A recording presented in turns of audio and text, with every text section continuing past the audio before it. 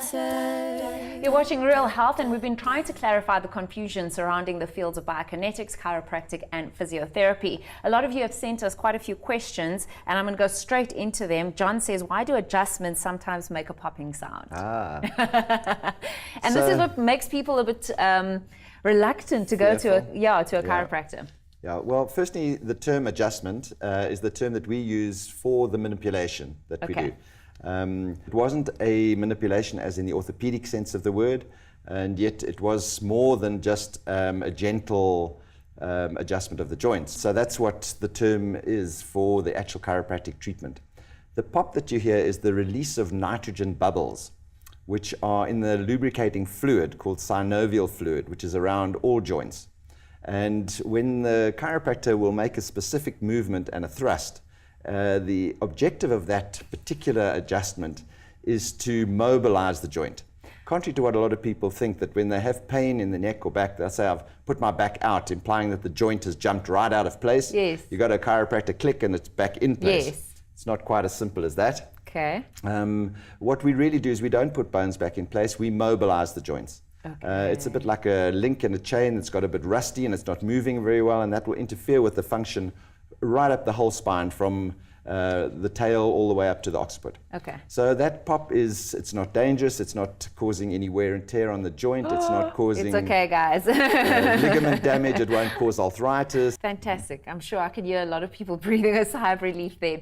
When someone has sports injuries, is it dependent on whether they're experiencing the pain first, whether they would come to you, or should they just start working with you first? That was a question that came through somewhere here. So it depends on the injury. Let's say you sprained your ankle. Yeah. Straight to physio first. Yeah. I think if there's been any ligament damage, torn muscles, tendons, even overuse, repetitive strain injuries, swelling, pain, come to a physio. We will get you to the point where you're functional and the pain is reduced.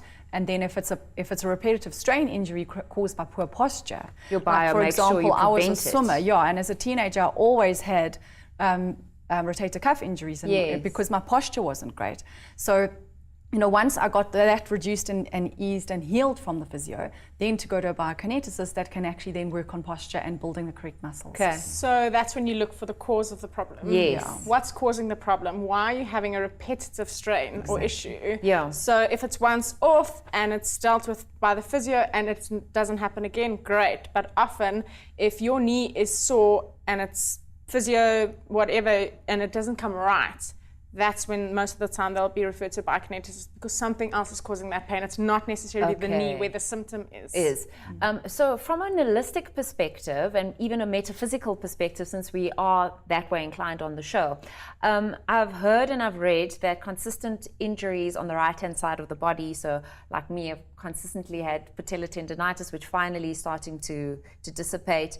Right shoulder, right bicep, right neck. Apparently it deals with masculine energy in your life. Is that something that you guys believe, read of, heard of? The cranial work we work a lot with that. We work a lot with, more sort of the manifestation of physical things can come from a deep psychological place or an unconscious place. So that's more the cranial work that I've studied. Okay. But right side is the masculine. So it's about pushing yourself too hard or struggling to set boundaries or it's anything to do with masculine energy. So either doing too much or the lack of. And then the left is feminine. So the left is being gentle with yourself, self-nurturing, allowing other people to nurture you. So it's then that. So is that how I would balance it out? Working more on the feminine energy. Yes. Look how pretty I look today. I'm quite feminine. I'm always in gym gear. Chiropractically, we specialize in mobilizing joints of the spine, or any other joint for that matter, versus the soft tissue. Now, some chiropractors will do some rehabilitation work and resistance work and postural assessments, all that sort of thing. But essentially, our focus is really on correcting joint mobility. The muscular side of it does definitely need more rehabilitation, more of the physiotherapy type of approach, versus a joint which needs more of a chiropractic adjustive type of approach. So alignment is important. Alignment, another one of these things, like my back's out story. Yeah. We don't do anything with alignment. Your alignment is what you're born with, that's your genetics. We don't realign the spine in any way. Okay. We create mobility within the joint. Now, you could still have somebody with, let's say, a scoliotic curve, where they have quite a distinct curve, so their alignment is not good. They will be walking awkwardly. That's their natural alignment. That's their natural alignment that might have developed due to postural aberrations or even genetic conditions. And some chiropractors, to be honest, I have seen and read that they profess to be able to cure a scoliosis. My perspective, I've been in practice 30 years, as I say, I haven't managed to right a scoliosis at this point, but we can still remove problems within the joint, within the functionality of that curve that the patient has. We can still mobilize and get the spine within that alignment working more effectively and efficiently. Okay. Justine, your thoughts there? Well, I find that when we work with young children, if there's starting to be a scoliosis, we can address then why it's starting to form. Because, like you said, it could be a genetic factor, but it could a lot of the time be sleeping posture, functional posture, muscle imbalances, and then we could work with it there to actually prevent it from getting worse or actually start to help it to correct better. Chantal says, I used to spin, run, and just exercise in general, but one day I tried to do yoga and slipped and somehow broke my foot. Apparently I had broken a foot bone. I then had an operation and was not allowed to train for 2 months, and my physio started me on some light rehabilitation, but it's taking far too long. It's been 5 months and my foot still gets painful. What else can I do to speed up the recovery, as I'm worried that I'm starting to put on weight? Shay, I'm going to give that to you. Yeah, so, I think at 5-month mark, if she's still at physiotherapy, biokinetics might be an option, just to work perhaps on the strength a little bit more. Something that like the alignment is not an ideal word, but biomechanics is a fantastic word. Yeah. And being Explain what good biomechanics is, or what biomechanics is. If I can just relate it to her ankle, for instance, she has been in a boot for however long she may have, by the doctor's recommendation. There's tons that go wrong, not just around her ankle. She doesn't bear full weight through her hip. So the hip muscles get lazy. Yes. So she doesn't need to just be working on her ankle right now at this stage. She needs to be looking at a whole body approach where what else happened because of my ankle injury? What else went weak? What else went wrong? And that's what we can look at. She might now be walking funny. Her gait might be different. Absolutely, no proprioception or lack thereof. And from there, we can have a look and see, well, now she's walking funny because her hip muscles are lazy. And you compensate as well. Absolutely, definitely. So then that just creates a whole other problem on its own. And that might be causing her pain, actually. Yeah. The physio should be addressing all of that. Yes. But I'm not sure. I suppose with anything in life, you have great physios, you have physios that are perhaps not as ideal to work with. In fact, this comes back to our question of the word doctor and what it means. I once saw a chiropractor actually for quite a few sessions, and every time I went there, I felt as if I would be dependent on him for the rest of my life, because I had no idea how to improve it moving forward, or what I was doing wrong. I was feeling relief of the pain, but I didn't feel empowered at all. Yeah.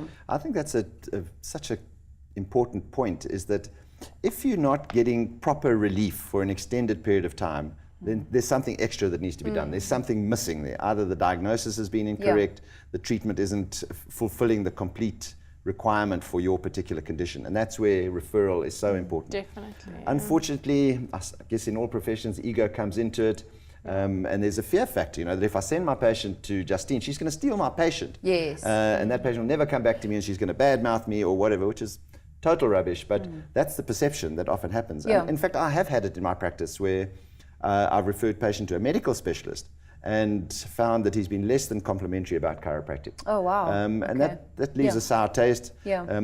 Chiropractic have also shot themselves in the foot a number of times, professing to be able to cure things that they really can't cure. But we're managing that. There are now lots of rules and regulations and registration and the ethical constraints that we get our fingers severely wrapped over if we transgress those kind of things. Yeah. But Well, I need to come and pay you a visit. I also have been promising to pay you a visit, and the reason why I like working with Shay is because every time she gives me an exercise, she tells me why I'm doing it, the reason why I'm doing it, why I'm doing it for as many repetitions. So afterwards, it makes sense to me, and I say, okay, I'm educated. The process is a very educational, informative and process. Definitely. I mean, knowledge is power, and you need to give your patient that knowledge. You need to give them the knowledge so that they understand why they're doing it. Not like, oh, my physio has given me homework. homework, because then they're not going to be very likely to do it. And you do the homework, but you have no idea why you're doing it. Or even, why you're doing it. So you need to be doing it correctly, because otherwise, you're not actually, like, for example, when I was a teenager, my postural issue was, my repetitive strain injury from my swimming was a postural issue. So I couldn't just do the exercises. I needed to understand I'm doing this because I'm trying to strengthen this specific muscle. Exactly. So that when I'm in the pool, I can feel that this muscle shouldn't be working as hard as this one. And I needed to have that knowledge, especially at the level I was training. So I agree with you completely. I think for clients to also understand that I'm happy to refer on to people. There's quite a few professionals that I help to work with and refer on to people, because I feel that it's having the client's interest comes first. And a lot of professionals don't have that. They don't have that. If I can't help this person, maybe someone else can. And for me, that's very, very important. Whereas some of them will just say, well, I'd rather just keep coming for however many sessions, even if it's not really helping. And I think that's very It adds to your credibility, because we all know that sometimes it just takes a different eye to see something. But that's the reason why they're on the show as well. That's why we have you guys on the show. We have to take a break quickly, and when we come back, we give our experts give us some advice on how we can better improve our posture. Every time they say the word posture, I find myself doing this. It's a good thing. We'll see you now. I'm feeling better.